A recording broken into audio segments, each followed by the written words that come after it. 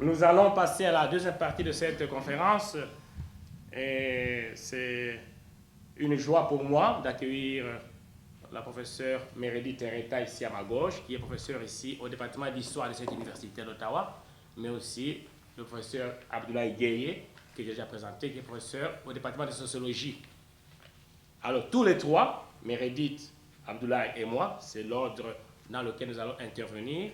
Nous allons nous exprimer, chacun à partir de son site de spécialisation ou bien d'expertise. Nous allons nous exprimer librement sur un ouvrage d'Achille Mbembe, Critique de la raison nègre, édition La Découverte, Paris, 2013.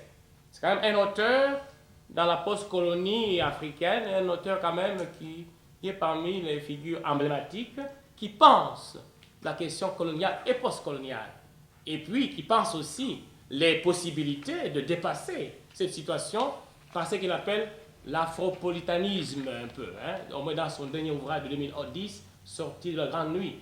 L'Afrique doit être un lieu où il y a une autre humanité, une autre façon de tisser les liens sociaux, les relations, comme tu as dit, d'amour, mais à partir de la circulation et de la traversée. Alors, nous allons, dans l'ordre, commencer par donner la parole à Madame la professeure Meredith Tereta, qui est historienne. Ah, j'ai failli oublier, comme quoi il faut avoir un peu de mémoire. Son dernier ouvrage, ça s'appelle Nation of Outlaws, State of Violence, Nationalism, Gracefield Tradition and State Building in Cameroon, Ohio, Université Press, 2014. Donc c'est cette année, donc c'est son dernier ouvrage. Sans trop me tromper, il travaille beaucoup sur les questions aussi des partis de résistance au Cameroun, les questions postcoloniales et puis les mouvements de résistance, l'UPC et les autres au Cameroun. Alors, je vais lui donner la parole, si vous permettez encore. Nous avons été il y a un mois au congrès international de l'Association canadienne des études africaines à l'université Brock de Sainte-Catherine, tout près de Toronto, tous les trois, pour un colloque, pour un panel que Meredith a eu l'initiative d'organiser. Et nous avons jugé bon de répercuter ce panel ici. Alors, sous vos applaudissements, nous allons accueillir le professeur Meredith Tereta qui commence à prendre la parole. Avec Élie, son fils, qui a applaudi, qui est aussi un membre en ordre du secrétaire ici. Voilà. Bon, merci beaucoup, Benoît. Et merci à vous autres d'avoir choisi de venir ici cet après-midi. Malgré le beau temps, pour une fois qu'il fait soleil, il fait un peu chaud dehors à Ottawa, c'est pas souvent, mais quand même, vous avez vu que vous pouvez dévouer quelques minutes de votre temps pour venir nous entendre. Donc voilà, comme Benoît l'a dit, je suis mon domaine, ma discipline, parce qu'il faut se discipliner quand on est savant, c'est l'histoire. Et là, je partage quelque chose avec Achille Mbembe lui-même, car il était une fois, Achille Mbembe était historien. Donc, je voudrais commencer par reprendre un petit peu sa vie, sa biographie, pour essayer d'expliquer ses origines, aussi bien dans sa vie personnelle, origine, c'est-à-dire comme étant un être humain, que ses origines intellectuelles. Donc, il était formé comme historien, il est d'origine camerounaise, il est né dans la région du Sénégal-Maritime en 1957. C'est déjà une date intéressante parce qu'il est né à peu près 18 mois après que l'administration française au Cameroun ait proscrit le mouvement nationaliste, l'Union des populations du Cameroun. Donc, c'était au mois de mai. La proscription officielle, c'était au mois de juillet 1955.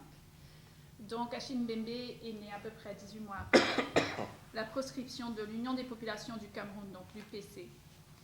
Alors, à partir du mois de décembre 1956, la région du Sénégal-Maritime, où il est né, devient un site primaire du maquis d'une résistance armée menée par les UPCistes contre l'administration française et donc contre des militaires, l'armée française qui est déployée dans la région à partir de décembre 1956. Durant son enfance et son adolescence et durant ses années à l'université, il était illégal au Cameroun de faire mention de l'UPC. Dans une capacité officielle, publique, etc. Mais pourtant, comme bien d'autres enfants, Mbembe a entendu parler de l'UPC, du mouvement nationaliste, chez lui. Il en parle dans quelques introductions de ses premiers textes. Plus particulièrement, il en a entendu parler de sa grand-mère. Donc, c'est sa grand-mère qui lui aurait parlé de l'UPC. Il se familiarise donc avec l'histoire de l'UPC et du maquis à travers des archives orales du Sénégal maritime, de la région, des chansons, des témoignages, des récits de vie. Il aurait certainement dû aussi avoir accès à des collections personnelles d'archives écrites, car bien du PCiste dans la région du Sénégal maritime gardaient chez eux des documents, des lettres, des correspondances entre leaders, etc., malgré le fait que ceci était illégal et aurait été perçu comme un acte de subversion politique par l'administration en place. Dans les années 70, Mbembe est étudiant à l'université de Yaoundé. Il devient membre d'un club de philosophie, d'études philosophiques, organisé par Marcien Towa, qui est lui philosophe, bien sûr. Donc, lorsque le professeur Towa lance son livre « L'idée d'une philosophie négro-africaine » à un colloque en 1977, Mbembe fait partie des étudiants qui l'assistent dans les préparatifs et les détails pratiques du colloque. En 1981, il était sur le point de soutenir une thèse de maîtrise en histoire à l'université de Yaoundé 1. Et il avait dédié cette thèse à Ruben Oumniobé, donc le leader de l'UPC, le fondateur du parti politique l'Union des populations du Cameroun. Ceci, bien entendu, comme j'ai déjà expliqué, quand il était illégal d'en faire mention. Alors, Mbembe, on le tire de côté, on lui dit, bon, vous pouvez soutenir votre thèse à condition que la soutenance ne soit pas publique, et puis que vous quittez le Cameroun directement après. Ce qu'il a fait, il voyage vers Paris, et puis il arrive à Paris où il entame les études supérieures, et plus particulièrement un doctorat en histoire à l'université de Paris 7. Donc durant les années 80, ses travaux démontrent ses objectifs primaires, ce qu'il avait en tête quand il débutait ses études.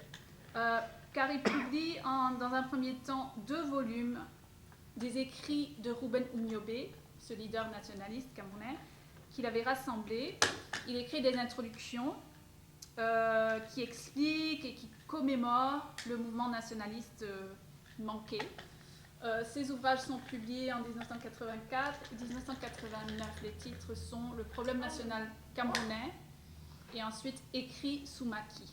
Donc les deux ont une introduction écrite par Achim Mbembe, mais dans l'ensemble, ce sont les écrits de Ruben Oumniobé qui y figurent. Donc, ensuite, il continue avec 2 monographes. Donc, une étude sur la jeunesse africaine, je pense que là, il va en parler un petit peu plus en profondeur.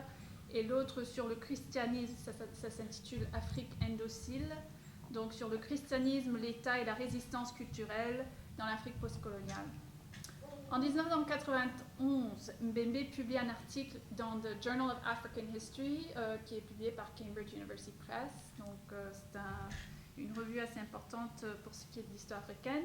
Et cet article s'intitule « Les domaines de la nuit et autorités oniriques dans les maquis du Sud Cameroun, 1955 à 1958 ». Et dans cet article, Mbembe déchiffre les rêves de Ruben Oumniobé tel qu'il les compte dans son journal intime. Donc il avait accès au journal intime ou certains passages du journal intime de Ruben Umniobe, le leader nationaliste camerounais. Et Mbembe puise donc dans le sous-conscient imaginaire d'Umniobe, ce révolutionnaire dont le souvenir a rempli son enfance, ainsi que ses idées intellectuelles et sa pensée une fois à l'université.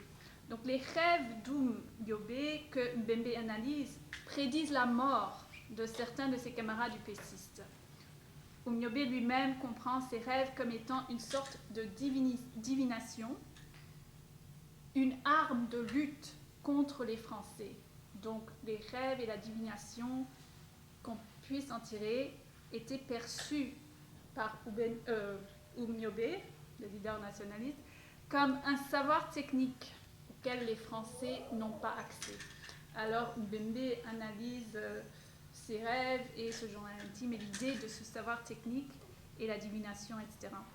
On peut capter des échos de cet article dans la façon dont Mbembe parle de Frantz Fanon dans ce livre, surtout au chapitre 4, je cite, « D'après Fanon, la dimension musculaire de la violence coloniale est telle que les rêves de l'indigène en sont profondément affectés. » Fin de citation. Dans les années 90, Mbembe continue ses études universitaires, il fait un DEA à l'Institut d'études politiques de Paris, autrement dit Sciences Po, on appelle souvent. Et puis en ce temps-là, il contribue à un ouvrage d'à peu près 200 pages, un ouvrage qu'il coédite avec Jean-François Bayard et commis tout l'abord, qui s'intitule Politique par le bas en Afrique noire. Alors les chapitres de Mbembe dans cet ouvrage traitent de langue comme étant une archive historique capable de conserver l'imaginaire collectif d'un passé comme un réservoir culturel à partir duquel les individus faisant partie d'une société ou d'une communauté façonnent leur vision de l'avenir. Donc, Mbembe présente la langue comme étant une archive historique de ce genre, et aussi la langue comme étant un discours performatif capable de créer un imaginaire collectif. Ainsi, la langue devient une arme de libération du colonialisme, pour lutter contre le colonialisme. Alors, en 1992, Mbembe se retrouve comme étant professeur agrégé à University of Pennsylvania, l'Université de Pennsylvanie, aux États-Unis. Et c'est en ce moment-là qu'il publie l'article qui marque son début dans le monde anglophone, le monde de savants, de savoir anglophone, plus particulièrement en Amérique du Nord. Et cet article s'intitule Provisional Notes on the Post-Colony. Et il est publié dans la revue Africa, Journal of the International African Institute. Donc, se tournant vers une problématique contemporaine, Mbembe questionne dans cet article le pouvoir politique en Afrique postcoloniale et la façon dont les populations négocient avec ce pouvoir, comment les populations le manipulent des fois, le contournent ou bien se rendent même complices de son dysfonctionnement. Ainsi, ces articles et ces essais, à partir des débuts des années 90, deviennent progressivement plus politiques, philosophiques et théoriques. Mais pendant ce temps, dans les années 90, en même temps, Mbembe retravaille sa thèse doctorale pour la publier comme un livre en 1996 qui s'intitule La naissance du maquis au Sud Cameroun, 1920-1960. Alors, ce livre est historique parce qu'il parle du changement dans le temps dans la région du Sénégal maritime sous l'administration française, 1920-1960, mais il est pluridisciplinaire dans son approche quand même, parce qu'il s'agit d'un mélange de théorie, de linguistique, de sociologie et d'anthropologie. Bref, plus ou moins, ce livre-là, Naissance du maquis, reflète une tendance aux années 90 d'écrire l'histoire africaine en se servant d'une approche pluridisciplinaire et d'une perspective subalterne, tout en dépendant des sources orales ou bien des données linguistiques pour reconstruire les histoires des peuples qui ne privilégient pas forcément les documents écrits quand il s'agit de conserver leur histoire. Donc, quand Naissance du maquis est publié, c'est en ce moment-là, en 96, donc, avec la parution de ce livre, c'est comme si en ce moment-là, Mbembe se sent, il a l'impression d'avoir accompli une tâche essentielle. Celle de conter l'histoire du peuple de la région, sa région natale, le Sénégal-Maritime au Cameroun, et d'expliquer leur façon de vivre le colonialisme et leur façon aussi, l'effort collectif qu'ils entreprennent pour s'en libérer. Néanmoins, cette histoire, c'est une histoire sans résolution, car le souvenir du mouvement nationaliste camerounais demeure déconnecté de la construction de l'État-nation officiel, pour ne pas dire indépendant. La mémoire, élément de l'imaginaire collectif pour Mbembe, devient un thème récurrent pour Mbembe et figure dans tous ses ouvrages et ses travaux, même les plus récents. Merci.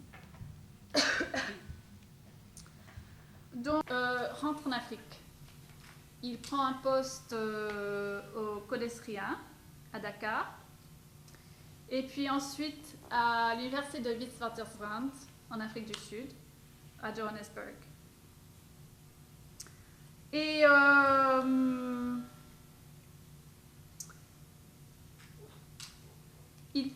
il commence maintenant à ne plus parler autant d'histoire et ne plus parler de problématiques particulières, mais il se tourne plutôt vers des questions théoriques, des questions contemporaines, de politique africaine, de France-Afrique, de cosmopolitanisme, de racisme, politique postcoloniale, déformation économique, etc. Et c'est plus ou moins ce que nous retrouvons parmi les thèmes abordés ici.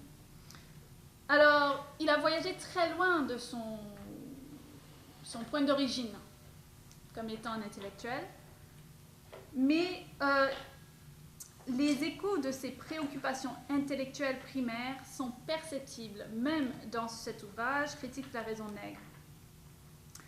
Donc, alors que dans les années 80-90, Mbembe travaille pour la plupart comme un historien se servant d'une optique particulariste fixée sur sa région d'origine, les concepts qu'il explore dans son œuvre durant cette période sont ceux-là qui avancent son œuvre vers son niveau actuel d'abstraction.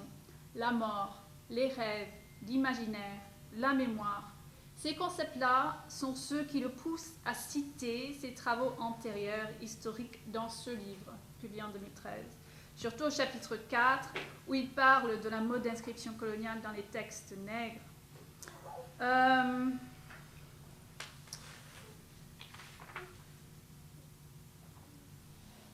Donc, pour ne pas être la première à déborder ma limite, je vais juste faire un dernier exemple sur la façon dont je vois l'évidence de son œuvre précédente dans ses travaux actuels aujourd'hui, parmi lesquels ce livre. Et puis je vais laisser l'analyse critique, théorique et philosophique à mes collègues qui m'entourent à gauche et à droite, puisque j'approche son travail comme étant historienne de l'Afrique. Donc, je vais juste vous donner un exemple pour vous montrer que cet essai est enraciné dans le travail historique particulariste que j'ai décrit, qui occupait Mbembe intellectuellement durant presque 2 décennies. Donc, lorsqu'il fait référence aux tendances actuelles de mondialisation qui entraînent une rébalkanisation du monde et une intensification des pratiques de zonage, débute le livre dans son introduction, il parle de ça. Ça rappelle son analyse précise de la zone de pacification que l'armée française établit au Sénégal-Maritime pour combattre le maquis upéciste. Donc, pour vous citer de la page 15 de cet ouvrage, je cite, les pratiques de zonage vont généralement de pair avec un maillage transnational de la répression, le quadrillage idéologique des populations, la location des mercenaires affectés à la lutte contre les guérillas locales, la formation de commandos de chasse, le recours systématique aux emprisonnements de masse, à la torture et aux exécutions extrajudiciaires. Grâce aux pratiques de zonage, un impérialisme de la désorganisation manufacture des désastres et multiplie à peu près partout les conditions d'exception tout en se nourrissant de l'anarchie. Donc dans ce passage-là, Mbembe parle de nos jours, du quotidien, du contemporain.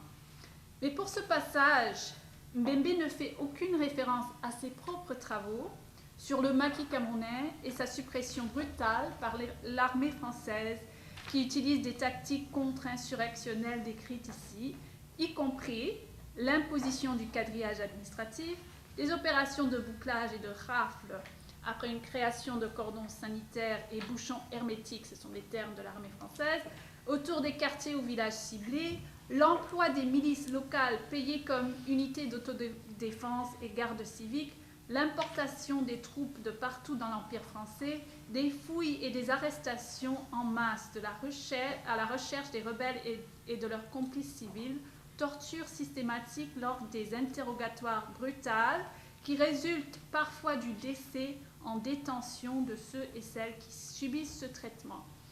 Donc, parce qu'il parle de tout ce que je viens de décrire dans ses ouvrages sur les années 50 au Cameroun, pourtant il ne cite aucun travail sur cette période, la fin de la période coloniale, où il y avait à peu près, dans beaucoup d'endroits, dans beaucoup de territoires sous domination coloniale, aussi bien française que britannique, des états d'urgence, on peut dire, des états d'exception, etc. Pourtant, il n'en parle pas. Il cite plutôt des études publiées récemment sur des mouvements contre-insurrectionnels ou des tactiques contre-insurrectionnelles, comme par exemple David Uko, The New Counter-Insurgency Era, Transforming the US Military for Modern Wars, donc, qui apparaît en 2009, ou bien John Nagel's Learning to Eat Soup with a Knife, Counter-Insurgency Lessons from Malaya and Vietnam. Donc, pour conclure avec juste une question, pourquoi, quand Mbembe nous parle des régimes d'exception, ou bien des lois d'urgence, ou bien des tactiques contre-insurrectionnelles, il hésite de citer des travaux sur la fin de la période coloniale, par exemple, y compris ses propres travaux sur le Cameroun, et il regarde ailleurs. Donc, il cite d'autres genres d'études. Et pour moi, ça demeure un mystère jusqu'à présent. Donc, c'est peut-être quelque chose que nous pourrions entamer dans la discussion de ce livre.